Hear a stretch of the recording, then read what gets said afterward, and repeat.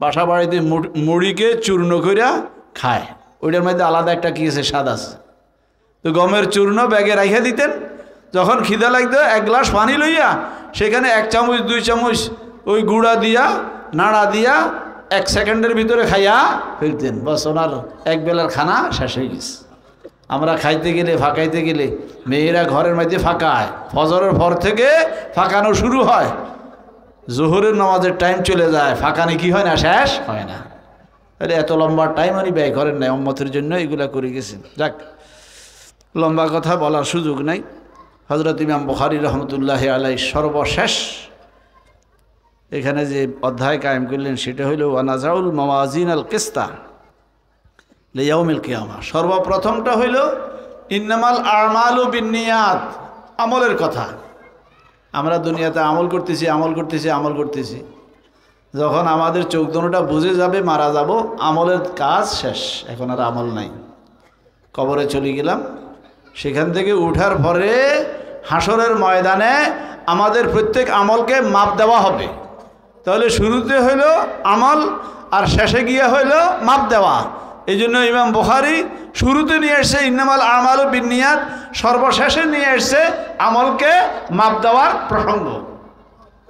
অনেকে আমলকে মাপ দেওয়া কয় যে এটা যুক্তিযুক্ত না, যুক্তি ধরে না। আমাদের আশেপাশে অনেক লোক আছে কয় যুক্তিয়ে যেটা কয় সেটা মানব, যুক্তিয়ে যদি না ধরে সেটা মানব না। নাস্তিকরা বলে এটা যুক্তিয়ে বলে না যে আল্লাহ একজন আছে, আল্লাহকে দেখি না, এত বড় আসমান জমিন এগুলা নাকি আল্লাহ বানাইছে, কয় তো আল্লাহকে দেখি না, যেটা দেখি না, যেটা যুক্তি আসে না সেটাকে মানতে আমি কি নাই, রাজি নাই। একদল, এই দল আগেও ছিল, এখনো আছে, থাকবে কিয়ামত পর্যন্ত, হক আর বাতিল থাকবে। এরা যুক্তির পিছনে। এখন শরীয়তের মাসলা মাসাইল এগুলোর মধ্যে যুক্তি তালাশ করার কোনো অবকাশ নাই। আপনারা যারা বুড়েরা শীতের মৌসুমে মোজা একটা পরেন, মোজার মধ্যে শরীয়তে মাসে করার কথা আসছে। মুকিম যদি হয় একদিন এক রাত মাসে করতে পারবে, মোজা না খুলে মোজার উপর মাসে করবে, ওজুর কাম সেরে যাবে। আর যদি মুসাফের হয় 3 দিন 3 রাত মোজা পায়ে রাখার অবকাশ আছে। তাহলে মোজার মাসা শরীয়তের মধ্যে হলো মোজার উপর দিয়া। তাহলে এখানে যুক্তি বলে যদি কিছু ধুলা বালু এটা সেটা লাগিয়ে থাকে তাহলে মোজার নিচে না লাগছে, উপর দিয়া তো কিছু নাই, তাহলে নিচে না মাসে করা দরকার, উপর দিয়া কেন মাসে। আর অজু যায় কোন জায়গা দিয়া, আমরা অজু করি কোন জায়গায়, ওইটাও তো যুক্তিয়ে ধরে না, মাথায় ধরে।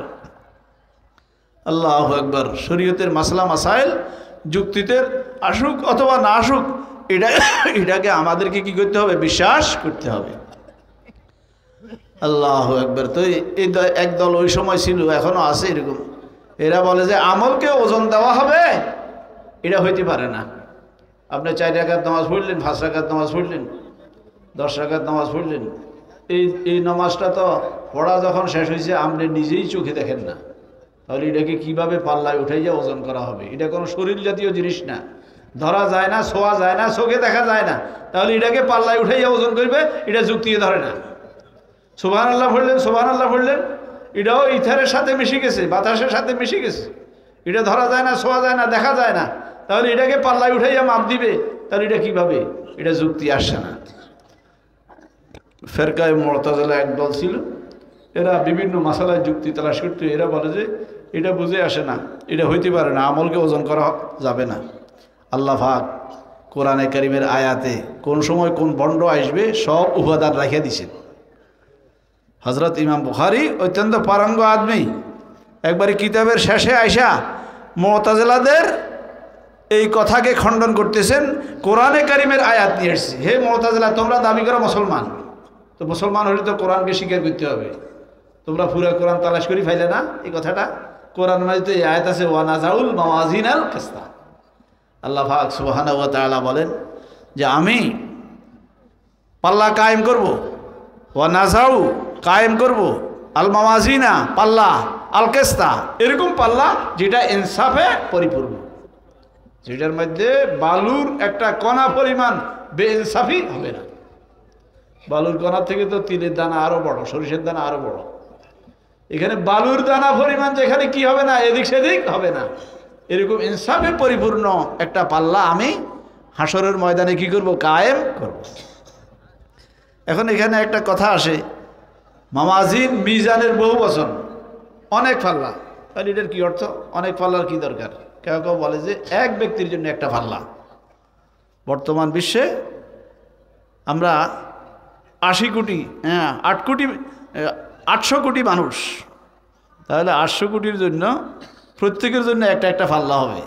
আল্লাহ যদি প্রত্যেকের জন্য একটা একটা পাল্লা কায়েম করে, আল্লাহর কি ক্ষমতার কোনো অসুবিধা আছে? না। পাল্লাটা কত বড় হবে? এক এক পাল্লা 7 আসমান 7 জমিনকে পাশাপাশি রাইখা পাল্লায় যদি উঠাইয়া দেওয়া হয়, সে পাল্লায় আরো জায়গা থাইকা যাবে।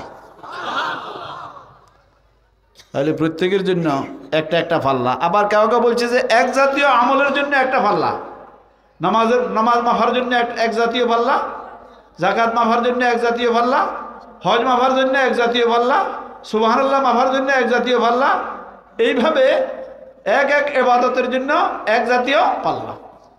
আল্লাহু আকবার, আল্লাহু আকবার। আর কেউ কেউ বলছে না, পাল্লা একটাই হবে। তখন প্রশ্ন আসে, পাল্লা যদি একটা হয়, কোরআনে কারীমের মধ্যে জমার সিগা বহু বছর কেন আনা হইল?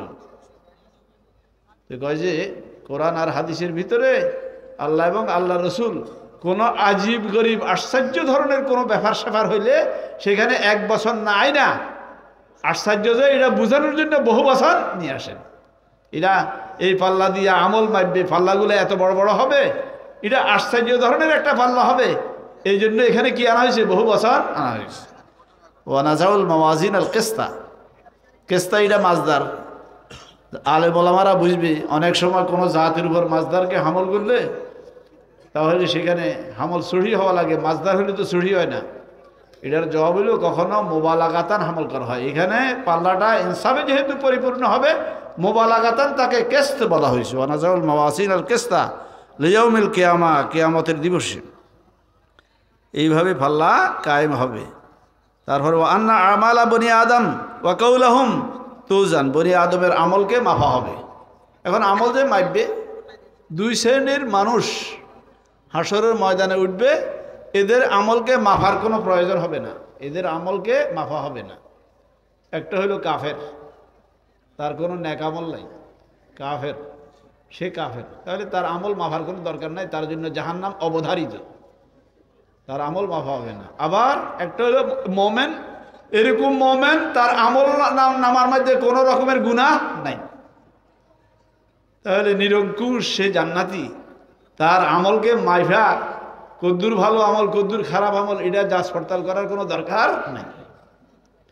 আল্লাহর হাবিব জানাবে মুহাম্মদ রাসূলুল্লাহ সাল্লাল্লাহু আলাইহি সাল্লাম একদিন সাহাবায়ে কেরামকে বলেন, আমার উম্মতের 70,000 লোক বিনা হিসাবে জান্নাতে যাবে। 70,000 লোক বিনা হিসাবে জান্নাতে যাবে, এদের কোনো আল্লাহর কাছে হিসাব দেওয়া লাগবে না। আল্লাহু আকবার। সেখানে ওকাশা ইবনে মেহসান এক সাহাবী ছিলেন, সাহাবী দাঁড়াই গেছেন, হুজুর আপনি মেহেরবানি করে আমার জন্য দোয়া করেন, আল্লাহ যেন আমাকে এই 70,000-এর অন্তর্ভুক্ত করে। রাসূলুল্লাহ সাল্লাল্লাহু আলাইহি সাল্লাম কইছেন যে তুমি 70,000-এর অন্তর্ভুক্ত। দেখছেন দুনিয়ার মধ্যে কত বড় খোঁজ খবরই। আরো সাহাবী দাঁড়াইছে আশায় যে আমার জন্য দোয়া করেন, কয় না, এখানে একজনের জন্য অপশন ছিল, ওকাশা ইবনে মেহসান দাঁড়াইয়া সে অপশন নিয়ে নিছে, এখন আর দ্বিতীয় ব্যক্তির জন্য এই অপশন নাই। আল্লাহু আকবার। তাহলে এই 2 শ্রেণীর মানুষের জন্য আমল মাফার কোনো কি নাই, দরকার নাই। বাদ বাকি যারা আমরা যারা গুনাহগার ইমানদার আমরা আছি, তাহলে আমার গুনাহ কদ্দুর, আমার ইমান কদ্দুর, এটাকে যাচ পড়তাল করার প্রয়োজন আছে। আমাদের আমলকে কি করা হবে? পরিমাপ করা হবে। ওয়াইন্না আমালা বনি আদম, বনি আদমের আমলকে মাপ দেওয়া হবে। তো এখানে একটা প্রশ্ন আসে, আমলকে কিভাবে মাপ দিবে? আমল এটা আরস, এটা সংগঠিত হওয়ার পরে এটাকে ধরাও যায় না, ছোঁয়াও যায় না, দেখাও যায় না, তাহলে এটাকে কীভাবে পাল্লায় উঠাইবে? পাল্লা তো শরীর জাতীয় জিনিসকে মাপে। মুহাদ্দিসিনে কেরাম এটার জবাব দিয়েছেন, ওলামায়ে কেরাম জবাব দিয়েছেন, কয় যে যেই লোকটা আমল করছে দুনিয়াতে ওই লোকটাকেই পাল্লায় উঠাইয়া দেওয়া হবে। তার বেশি আমলের কারণে তার মধ্যে একটা ভারত্ব পয়দা হবে। আল্লাহু আকবার, আল্লাহু আকবার। আর কাউকে বলছে যে তার আমল নামাকে পাল্লায় উঠাইয়া দেওয়া হবে। আর কেউ কেউ বলছে যে দুনিয়াতে যে আমলগুলা করছে সে হাসরের ময়দানে মাপ যে দেওয়া হবে এই আমলগুলা ওই সময় শরীর বিশিষ্ট হয়ে যাবে। দুনিয়ার মধ্যে এটা দৃষ্টান্ত আছে, যে সমস্ত ফ্যাক্টরিতে বরফ বানায়, বরফ মানে কি, কতগুলা বাতাস যন্ত্রের মাধ্যমে বাহিরের থেকে বাতাস ভিতরে ঢুকে, এই বাতাস জমতে জমতে এক পর্যায়ে কি হয়ে যায়, বরফ হয়ে যায়। তাহলে বাতাসকে আমরা চোখে দেখি না, চোখে দেখি না, এটা শরীর যেন নাই, কিন্তু এক পর্যায়ে এটা কি হয়ে গেছে, বরফের চাকা হয়ে গেছে, এখন শরীর আছে। তাহলে বনি আদমের আমলগুলা এরকম হইতে পারে। আল্লাহু আকবার। বনি আদমের আমলকে মাপ দেওয়া হবে, বনি আদমের কথাকেও মাপ দেওয়া হবে। কথা অনেক সময় রাজনীতিবিদ আসছে, আইসা একটা ভাষণ দিল 5 মিনিটের, আমি এই করব সেই করব, এই করব সেই করব। ভাষণ শেষ হওয়ার পরে লোকেরা বলে তার কথা আর বাতাসের মধ্যে ওখানে কোনো কি নেই, বেশ কম। কত ওয়াদা দিল, কত ওয়াদা দিল, হে মন্ত্রী ছিল, এই ছিল সেই ছিল, তার এলাকার মতন এরকম অনুন্নত এলাকা বাংলাদেশে নেই। তাহলে তার কথার মধ্যে কোনো ওজন নাই। আর কেউ কেউ এরকম আছে যে সে যেটা বলে এটাকে অক্ষরে অক্ষরে বাস্তবায়ন করে, তখন বলে যে কথার কি আছে, ওজন আছে। আল্লাহু আকবার, আল্লাহু আকবার। বনি আদমের কথার কি আছে, ওজন আছে।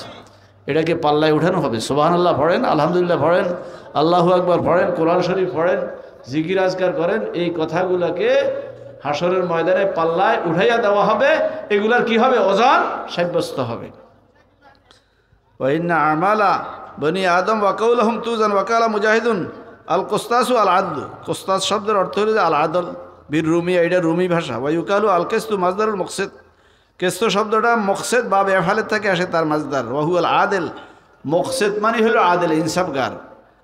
ওয়া আম্মাল কাসেদ, এই মাদ্দা থেকে আরেকটা শব্দ আসে, সুলাসি মুজারদ থেকে ব্যবহৃত হয়। এটার অর্থ হলো যে ফাউল জায়ের।